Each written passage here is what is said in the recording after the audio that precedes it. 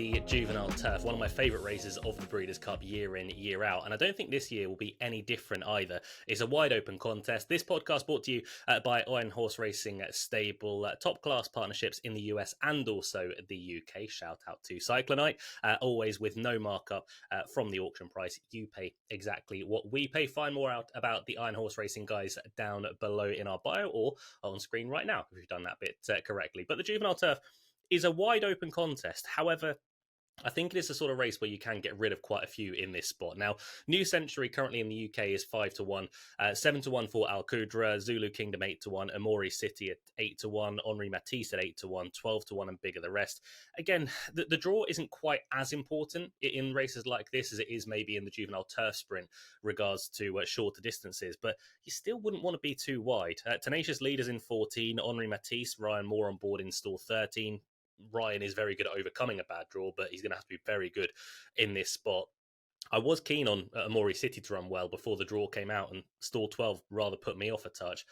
Stall 11, you've got New Century, who's 5-2 on the morning line, is far shorter on that than over in the UK and the actual prices as I speak. Mentee's in stall 10, the Waco Kids in stall 9. I do think that their chances are hindered a little bit in regards to the draw and what they've been dealt. So we'll start with New Century. Stall 11, as I say, is a little bit of a negative, but was very, very good last time around over at Woodbine. Obviously managed to meet Al Qudra, a horse who had beaten New Century earlier on in the season. There was a good pace set that day by Dream On. Both of them stayed on down the outside.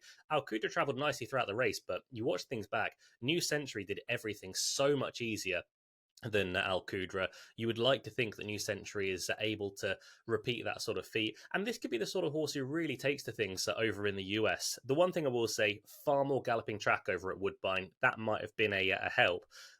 I think Al Qudra will run a big race, but I'm looking completely further afield in this spot. Zulu Kingdom is a horse that I do like and I thought was good last time around when winning over in New York. Now, that was in a competitive renewal of the Pilgrim Stakes. It was a bit of a messy renewal, though. The Zulu Kingdom with Joel Rosario peeled out, managed to run on quite nicely. I thought was a little tired in the closing stages, but Noble Confessor, the horse back in second place, I thought really ran a very good race. Now, Noble Confessor got stopped on the turn for home. I had to pick up one set again. That was a turf debut as well. Had looked okay on dirt building towards that. You're getting about 20-1 in this spot. I think it's a massive, massive price from an each way standpoint. If Noble Confessor got a clear run that day, I have zero doubts in my mind that Noble Confessor would have beaten Zulu Kingdom. And I think that Irality's Junior's mount that day should have come out on top. Tyler Gaffalione taking the ride in this contest is drawn in stall 3, is 15-1 on the morning line in the US. So regardless, you're going to get a nice price from an each way standpoint. So I think Noble Confessor is the one to take from a betting standpoint. From a class perspective, I do think that New Century is probably the best horse in this race, and I do see New Century taking to Del Mar. It's just a case of what Oisin Murphy can do in the early part of the contest. So a fascinating race on paper, tons of horses in here with chances, but I think this could be one that stays in America with Noble Confessor. One or two other mentions for others. Mentee is a fascinating horse. Is obviously the close relative to Fierceness, who we'll see in the Breeders' Cup Classic later on in the week.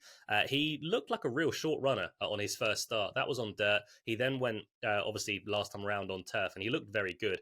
I'm just not convinced about him at this trip, in total honesty. He's drawn out wider as well. I don't think that's going to be a help towards Mentee. So he's one that I could look away from. I think Dream On will once again be on the pace. We said about that regards to Woodbine. And the real interesting runner is the Japanese runner, who is 2 from 2 so far. Satono Carnival, ridden by the Australian rider Rachel King, or Australian-based rider Rachel King. So possibly one for the shortlist, but I'm going to take a flyer on one. Noble Confessor, the play for me in the Juvenile Turf to keep it in America, currently at 20-1. 13 more videos on the Turf and Touchdowns YouTube page regards to the Breeders' Cup. We'll have a selection or two in at least every single one of those. But Noble Confessor for me in the Juvenile Turf. We will see you again on our next Breeders' Cup video. Until then, stay safe, look after other. Goodbye.